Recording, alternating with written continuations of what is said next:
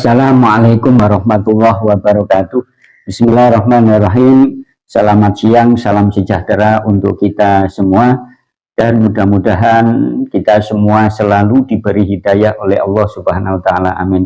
Para sahabat semuanya, dari kemarin viral sebuah informasi bahwa tesisnya Kiai Haji Imaduddin Usman Al-Bantani ini sudah memakan tumbal 5 orang.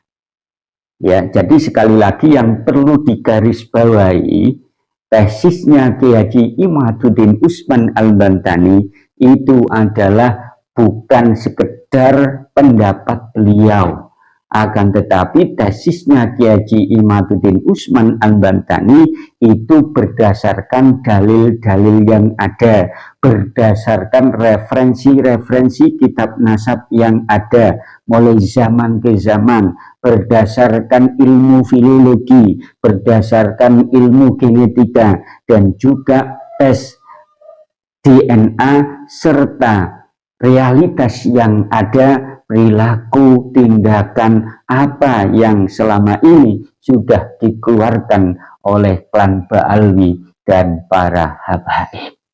Sehingga ya, jika ada orang yang tidak setuju dengan Kiai Haji Imaduddin Usman Al-Bantani, tidak sreg dengan tesisnya Kiai Haji Imaduddin Usman Al-Bantani, itu semestinya dikanter dengan tandingan referensi yang ada, ditandingi dengan referensi dalil-dalil yang ada, tidak dikanter dengan sumpah mubahala dengan melaknat Kiai Haji Imaduddin Usman Al-Bantani. Ini jelas keliru dan efeknya nanti luar biasa. Ya, jadi tesisnya Kiai Haji Imaduddin Usman Al-Bantani sudah memakan 5 tumbal. Yang pertama adalah Ustadz Asmuni, di mana beberapa bulan yang lalu ketika Ustadz Asmuni ini ada acara dan berjejer bersandingan dengan seorang habib, ini mati mendadak, ya. Dan Ustadz Asmuni dalam sebuah panggung berjejer dengan Habib ini menjelaskan di hadapan para santrinya, bahkan menekankan agar para santrinya percaya pada kebenaran nasab Ba'alawi atau Ba'alwi, bahkan sampai ancaman pemecatan bagi yang mengikuti pendapat bahwa nasab tersebut mungkotek atau terputus. Ini artinya apa? Artinya bahwa Ustadz Asmuni ini melarang santrinya untuk cerdas. Kenapa saya mengatakan begitu? Ya karena dia akan memecat kalau dia cerdas memahami tesisnya Kiai Haji Imaduddin Usman Al-Bantani. Ini artinya dia melarang santrinya untuk menjadi cerdas, ya. Karena kita tahu bahwa tesisnya Kiai Haji Imaduddin Usman Al-Bantani ini adalah tesis yang penuh dengan keilmuan.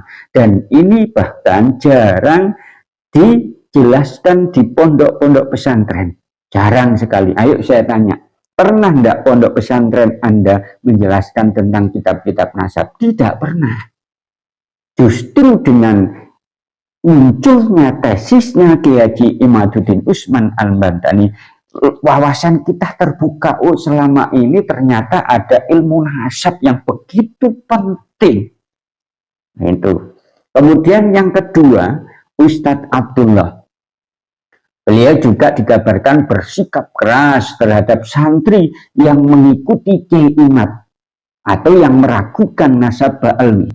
Dan tak lama ketika dia bersikap keras terhadap santrinya yang mengikuti Kiai Imad, beliau mati tak lama setelah pernyataan tersebut. Kemudian tumbal yang ketiga adalah Ustadz Zainal.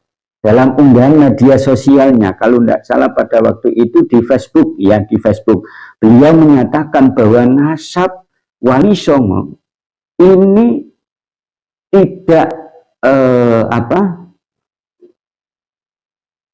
maksudnya terputus dan harus dipertahankan sebagai bagian dari Terah Ba'alwi. Tak lama kemudian beliau berpulang. Ya, jadi statement dari Ustadz Zainal ini mengatakan bahwa nasab Wali Songo ini menyambung ke Ba'alwi, padahal realitas yang ada Wali Songo itu tidak menyambung kepada Terah Ba'alwi.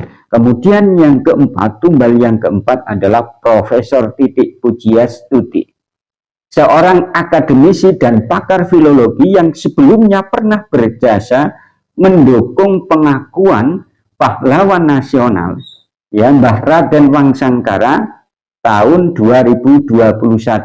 Namun belakangan tampil dalam forum yang mendukung klaim nasab Ba'alwi dan wafat tidak lama setelah itu. Hal ini membuat sebagian pihak merasa heran dengan perubahan sikap beliau yang tiba-tiba seperti itu, dan tidak berselang lama Profesor Titik Pujiastuti ini wafat. Ya, kemudian para sahabat semuanya dimanapun Anda berada, yang kelima, tumbal dari tesisnya Kiai Haji Imaduddin Usman Al-Bantani adalah yang kemarin. Ya, kemarin tanggal 2 Juli 2025, yakni Gus Auzi. Kalau kita tahu bahwa bagaimana seramnya, bagaimana ngerinya Gus Auzi ini ketika mencaci, menghujat Kiai Haji Imaduddin Usman Al-Bantani dengan narasi kalimat-kalimat yang tidak senonoh, yang tidak pantas dikeluarkan oleh seorang Gus, dengan mengatakan mukimat, dengan mengatakan jahannam laknatullah. Tapi akhirnya apa? Setelah dia mubahalah, ya kurang lebih 2 bulanan lalu, ada yang menghitung 41 harian, ya dia dalam sumpah mubahalah itu mengangkat Al-Quran dengan mengatakan bahwa Kiai Haji Imaduddin Usman Al-Bantani ini laknatullah. Tapi apa yang terjadi? Ya, dia mati, dan matinya ini naudzubillah tsumma naudzubillah, ini tidak ada yang tahu.